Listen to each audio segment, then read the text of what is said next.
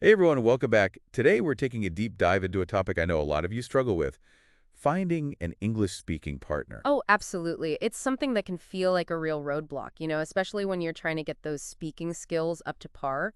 Right, like, speaking is the key, but where do you find the people I actually speak with? Well, luckily, English Does had a whole episode about this, and they had some really interesting tips. Yeah, it's a great episode. They really lay out a bunch of different options, which is awesome because let's face it, what works for one person might not work for another. Exactly, and one of the first things they talked about was using these online language exchange platforms. Have you ever tried any of those? I have. I actually met one of my best friends through a language exchange platform years ago. Oh, wow. That's awesome.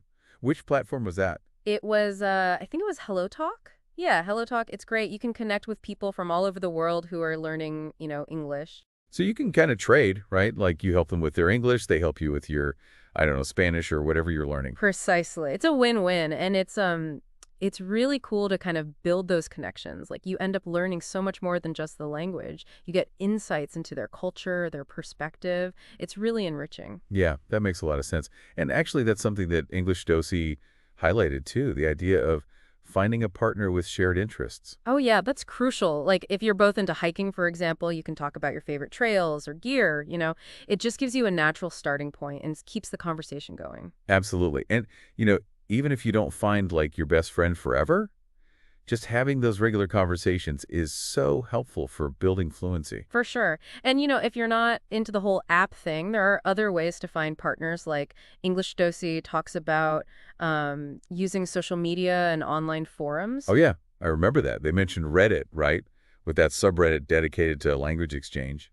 Exactly. Our language exchange. I mean, Reddit's a goldmine for finding communities of like-minded people, and this subreddit is specifically for folks who want to practice languages. Which is so cool because you can filter, right? Like you can specify you're looking for someone to practice English with, and you can even choose your level. So if you're a beginner, you can find someone who's also starting out. Yep, it's a really structured way to find a good match. And beyond Reddit, there are tons of Facebook groups, dedicated to language learning, and even Discord servers. You can usually find voice chat rooms there and practice speaking in real time. It's amazing how much is out there. It's like a whole world of connection waiting to happen. Truly. Now, online's fantastic, but sometimes there's no substitute for face-to-face interaction. And English Dose touched on that too, suggesting we check out local meetups. Yeah. They mentioned meetup.com, which seems to have groups for, well, pretty much anything you can think of. It's true. Like you could probably find a group for people who collect vintage thimbles if you looked hard enough.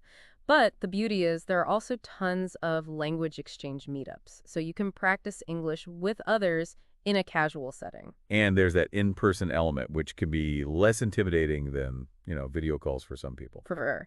And then there's Toastmasters, which English Dose also recommends. It's an organization that helps people develop public speaking skills. And even if public speaking isn't your goal, it's an amazing way to practice speaking in front of an audience, build confidence, get feedback. Oh, yeah. I've heard great things about Toastmasters. And like I say, the fear of public speaking is often higher than the fear of death. Right. So it's a good one to conquer if you can.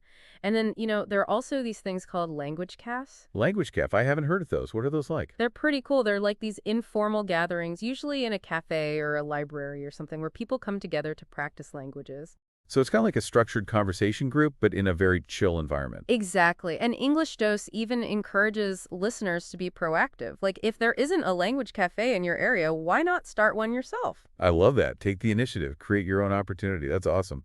But okay, let's say you've tried all these options and you're still having trouble finding a consistent partner. Ah, yes. Well, English Dose has a suggestion for that, too. It's something that's becoming increasingly popular, practicing with AI. AI, like talking to a chatbot? Exactly. Like ChatGPT, for example. It's actually pretty impressive. You can have pretty natural sounding conversations with it, and you can practice specific scenarios. Oh, that's interesting. So you could like practice ordering food at a restaurant or asking for directions. Exactly. And the cool thing is you can do it on your own time, whenever you have a few minutes. And some of these AI chatbots can even give you feedback on your pronunciation and grammar.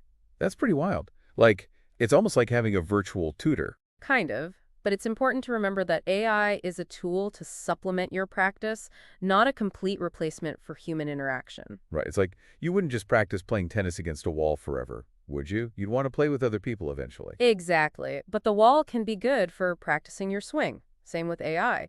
It can help you build fluency and confidence so that when you do find a human partner, you're ready to go. That's a great way to look at it. So we've got online platforms, social media, real-world meetups, even AI. It sounds like finding an English-speaking partner doesn't have to be this impossible task. Not at all. There are so many options out there. The key takeaway from English Dose, and I totally agree, is consistency.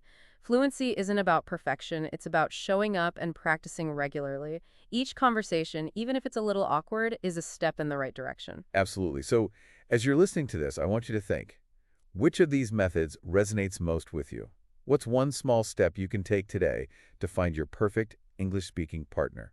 Remember, you don't have to do this alone. And remember, the most important thing is to have fun. The more you enjoy the process, the more likely you are to stick with it, and that's what will ultimately lead to fluency. Couldn't have said it better myself. All right, everyone, that's a wrap for our deep dive today. We'll see you next time.